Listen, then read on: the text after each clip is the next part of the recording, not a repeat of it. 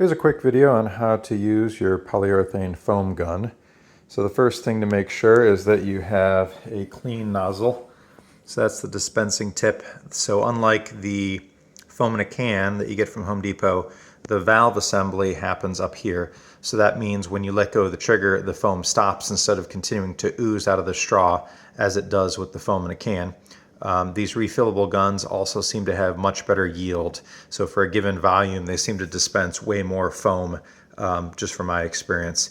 So the first thing to do is, if you have a really dry substrate or if it's metal or something non-porous, take a spray bottle and mist the thing that you want to process. If you're going to layer really thick foam, you should put down about 1 inch of foam and then spray some additional moisture in there, because moisture will help the polyurethane cure.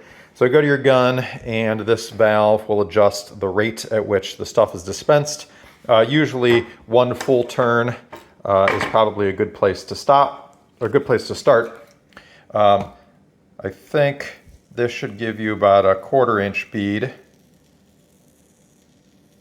If you're doing a deep crack, you want to inject the tool all the way into the crack and you work your way out. You probably can stop when it's about 2/3 of the way full, or maybe 3/4 of the way full, because it will continue to expand.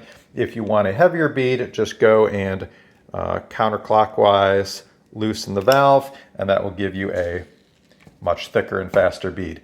So other than that, just don't get it on yourself. You need acetone to remove it while it is uncured. And once it's cured, the only way to really get it off that I know of is to scrape it off or mechanically remove it.